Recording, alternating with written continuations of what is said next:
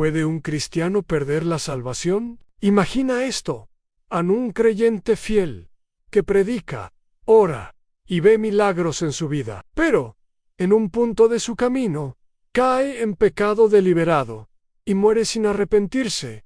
¿Qué ocurre? ¿Está condenado para siempre?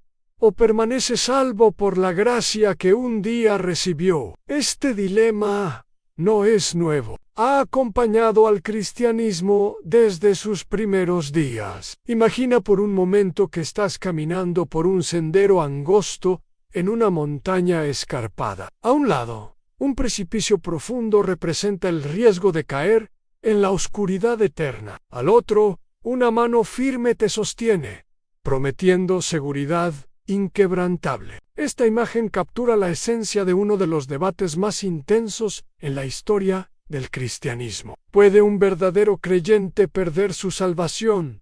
¿O una vez salvo, siempre salvo? Como si fuéramos narradores de un documental épico, exploraremos este tema con profundidad, desentrañando versículos bíblicos, contextos culturales y perspectivas teológicas. Prepárate para un viaje que te llevará más de 2 horas de lectura reflexiva, lleno de analogías vividas, preguntas retóricas que te harán pausar y datos curiosos que iluminarán tu comprensión. ¿Estás listo para cuestionar lo que creías saber sobre la gracia de Dios? En el judaísmo del siglo I, apostatar era abandonar la ley para seguir ídolos. El apóstata era excluido del pueblo y considerado traidor al pacto. En el mundo romano, abandonar el culto a los dioses o al César se entendía como traición a la patria. Los registros ciudadanos podían ser borrados, quitando privilegios y protección. En este trasfondo, las palabras del Nuevo Testamento sobre perseverar, permanecer o caer adquieren un peso enorme. En Romanos 8, verso 38 al 39, Pablo afirma: con una lista de extremos han muerto en vida, presentan futuro, ángeles han potestades, que nada puede separarnos del amor de Dios. En palabra clave, han chorizo, usada para divorcio o romper un vínculo. Pablo dice: no existe poder externo capaz de romper la unión del creyente con Cristo. Pregunta retórica: si nada externo puede separarnos, significa que el mismo creyente no puede apartarse voluntariamente. ¿Y qué dice en Juan 10, verso 28? Nadie puede arrebatarnos de la mano de Cristo. Es como un hijo en brazos de su padre. Ningún extraño puede arrancarlo, pero el hijo puede resistirse y soltarse. Te explico cómo se originó el debate calvinismo versus arminianismo en el contexto histórico y cultural. En esta primera parte sentaremos las bases del conflicto teológico. ¿Cómo surgió esta controversia que ha dividido iglesias y teólogos por siglos? Exploramos las raíces del calvinismo y el arminianismo, analizando cómo el contexto cultural del Nuevo Testamento, marcado por la tensión entre el judaísmo tradicional y la nueva fe en Cristo, influye en la interpretación de la salvación. Usaremos versículos como Romanos 8, verso 38 al 39, y Juan 10, verso 28, para introducir la seguridad eterna, contrastándolos con Hebreos 6, verso 4 al 6, para plantear la posibilidad de apostasía. Comencemos con un dato curioso. En el debate entre calvinismo y arminianismo, no nació en el vacío, sino en el turbulento siglo XVI. Juan Calvino, el reformador suizo, enfatizaba la soberanía absoluta de Dios en la salvación, argumentando que los elegidos perseveran hasta el fin, porque Dios los sostiene. Pero Jacobo Arminio, un teólogo holandés, que curiosamente estudió bajo el sucesor de Calvino, Theodor Beza, cuestionó esta rigidez, proponiendo que la gracia de Dios es resistible y que los creyentes pueden caer si no perseveran. Este choque llevó al Sínodo de Dort en 1618 y 1619, donde los calvinistas condenaron las ideas arminianas. Pero el debate persiste hasta hoy.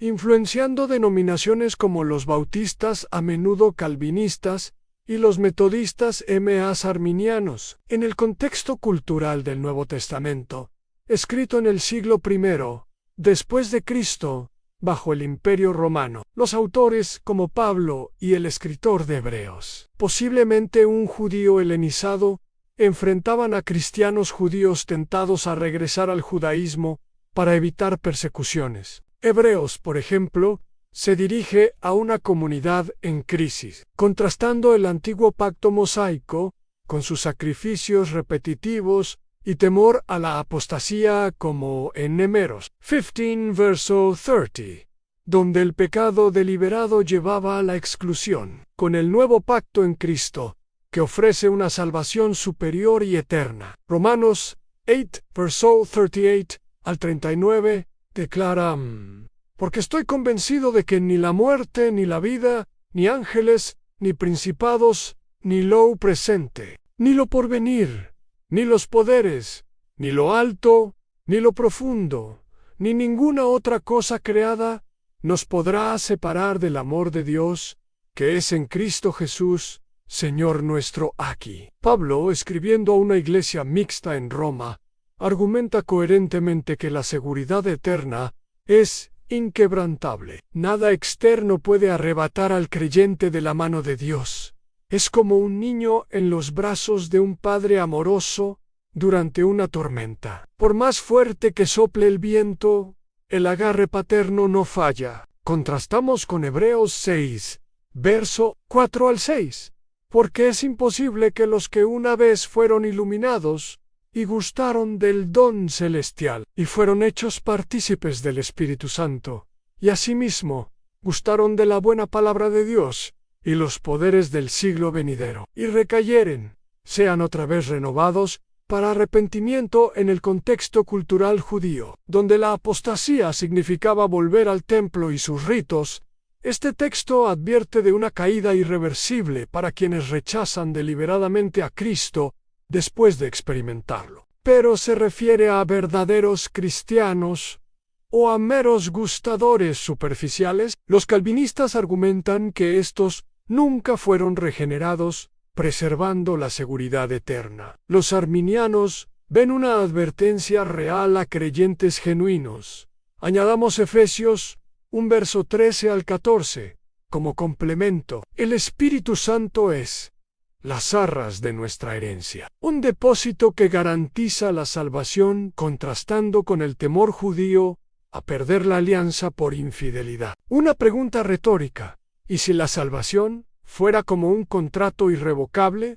Los calvinistas dirían sí. Los arminianos, que requiere mantenimiento constante, transición.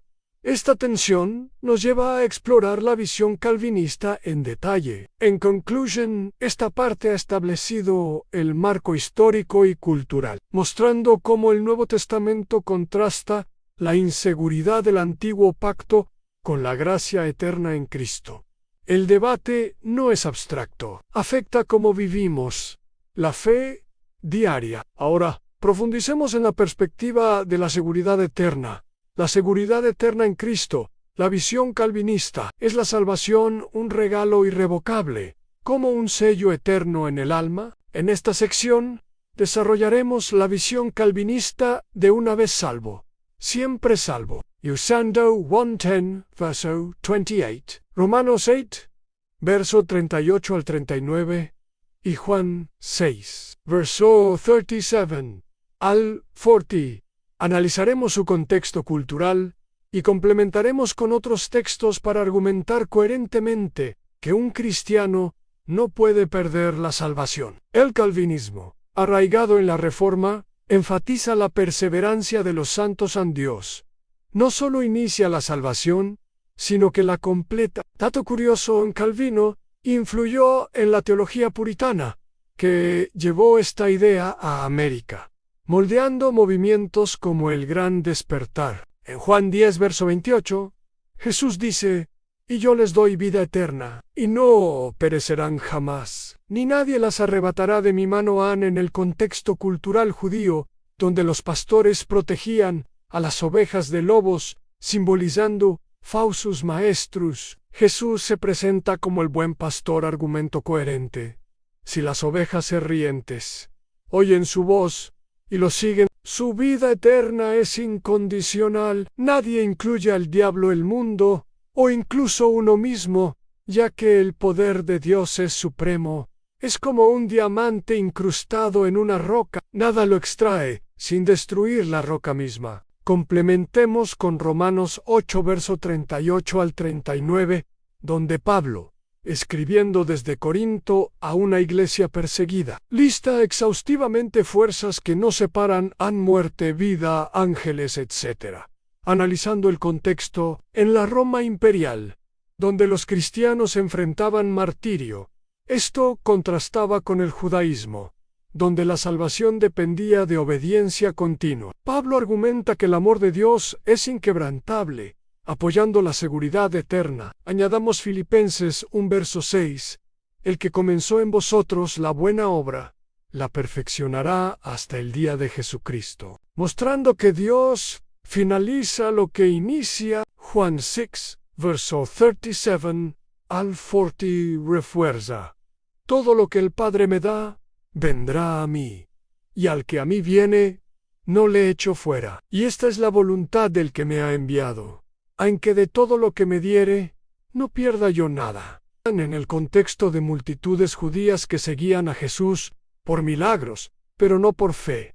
Esto destaca la elección divina. Los calvinistas ven aquí predestinación, Dios da, Jesús recibe y preserva.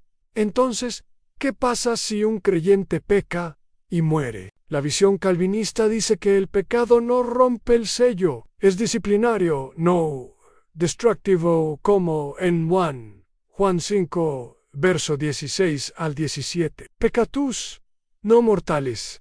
Una pregunta retórica en sí. Dios es omnipotente, ¿por qué dudar de su capacidad para guardar? Pero, ¿y si la Biblia advierte de caídas reales? Esto nos lleva a la contraargumentación arminiana. La visión calvinista presenta una salvación segura, anclada en la soberanía divina, contrastando con la inestabilidad cultural judía. Ofrece paz, pero plantea desafíos éticos. ¿Por qué esforzarse si es garantizada? Ahora veamos el otro lado, la posibilidad real de apostasía. La visión arminiana imagina una llama que, si no se alimenta, se apaga. ¿Es la fe así de vulnerable? Aquí exploramos la perspectiva arminiana de perseverar hasta el fin usando Hebreos 6, verso 4 al 6, Hebreos 10, verso 26 al 29, Mateo 24, verso 13 y Gálatas 5, verso 4. Analizando su contexto y añadiendo textos complementarios. Los arminianos creen que la gracia es resistible y la salvación condicional a la fe continua. Dato curioso, Armenio, influenciado por el humanismo renacentista, enfatizaba el libre albedrío contrastando con el determinismo calvinista, y su teología inspiró a John Wesley en el metodismo. Hebreos 6, verso 4 al 6, describe a quienes fueron iluminados, término cultural para bautismo en la iglesia primitiva Lima C, gustaron del Espíritu, pero recayeren. Contexto: judíos cristianos tentados a apostatar por presiones romanas. Si es imposible renovarlos, implica que verdaderos creyentes pueden caer irreversiblemente, contrastando con el Nuevo Testamento que urge perseverancia, a diferencia del Antiguo Testamento, donde la apostasía era física, como en Éxodo 32, Hebreos 10 verso 26 al 29, advierte, porque si pecaremos voluntariamente, después de haber recibido el conocimiento de la verdad, ya no queda sacrificio por los pecados. En contexto, pecar voluntariamente evoca Números 15, verso 30, pecado deliberado. Los arminianos ven apostasía total, perdiendo salvación. Complementemos con 2 Pedro 2 verso 20 al 22. Compara apóstatas a perros volviendo al vómito, y Mateo 24 verso 13. Mas el que persevere hasta el fin, éste será salvo. en contexto escatológico de tribulaciones, implica que no perseverar lleva a pérdida. Gálatas 5 verso 4. De Cristo os desligasteis, los que por la ley os justificáis. De la gracia habéis caído. Pablo, a iglesias gentiles influenciadas por judaizantes, argumenta que volver a la ley es caer de la gracia, posiblemente perdiendo salvación. Piensa en esta analogía como una rama injertada en la vid. Juan 15 verso 6. Si se separa, se seca. Te pregunto, si el pecado deliberado anula el sacrificio, ¿cómo no perder salvación si mueres en él? Pero, ¿es pérdida total o solo de recompensas? La arminiana enfatiza responsabilidad humana, contrastando con la gracia pasiva del Nuevo Testamento, urgiendo vigilancia, ofrece motivación, pero genera inseguridad. ¿Qué entendiste hasta aquí? ¿Pérdida de salvación o solo de recompensas? Si pecas y mueres, veámoslo. ¿Es la salvación como un tesoro inamovible o las recompensas como joyas que se pueden perder? Analizaremos si el pecado mortal lleva a perder salvación o solo galardones usando 1 Corintios 3 verso 15, complementado con otros textos en contexto cultural, que dice entonces, en 1 Corintios 3, verso 15, si la obra de alguno se quemare, él sufrirá pérdida, pero él mismo será salvo. Aunque así, como por fuego. Pablo se dirige a una iglesia corintia, dividida por líderes, usa metáfora de construcción, en obras probadas, por fuego juicio, argumento coherente. En salvación se salva, pero recompensas seoronas, como en tu Timoteo 4 verso 8, se pierden en ese contexto cultural. En Grecia helenística, premios atléticos se ganaban o perdían. El Nuevo Testamento contrasta con salvación gratuita. Dato curioso, en esta distinción influyó en teólogos como Agustín, quien veía pecados veniales versus mortales en sí. Un cristiano peca y muera. En calvinistas dicen no pierde salvación. Romanos 8. Arminianos que sí es apostasía. Complemento. Juan 3 verso 9. Dice que el nacido de Dios no practica pecado, pero Juan 1 verso 9 ofrece perdón. Recuerda cómo el hijo pródigo. Lucas 15. Regresa, pero pierde herencia temporal. Te pregunto ahora, ¿por qué advertir si no hay riesgo real? Conclusión. ¿Puede un cristiano perder la salvación? Hemos navegado tormentas teológicas. Ahora, anclamos en una conclusión. Según la pregunta, sintetizaremos, sí o no, usando todos los versículos argumentari Q. Bíblicamente, un cristiano puede apostatar y perder salvación si no persevera, pero la gracia invita a la fidelidad, integrando todo en la Biblia. Presenta tensión intencional. Versículos como Romanos 8 y Juan 10 ofrecen seguridad, pero Hebreos 610 y Mateo 24 advierten de apostasía real. Textos como Romanos 8 y Juan 10 subrayan la seguridad en Cristo. 6y Hebreos 10 advierten de la posibilidad real de caer. La tensión no es una contradicción. La salvación es segura en Cristo, pero puede ser rechazada voluntariamente. Cristo es el capitán de un barco indestructible rumbo al cielo. Nadie puede hundirlo, pero algunos pasajeros pueden bajarse voluntariamente. La salvación no es un boleto que guardamos en el bolsillo, sino una relación viva con Cristo. ¿Puede perderse? No por accidente, solo si se rechaza deliberadamente. ¿Tú qué piensas? ¿Es la salvación un regalo irrevocable o una carrera que debe correrse hasta el fin? Déjalo en los comentarios y comparte este estudio, porque lo que está en juego es el mayor tesoro de todos en la vida eterna en Cristo Jesús.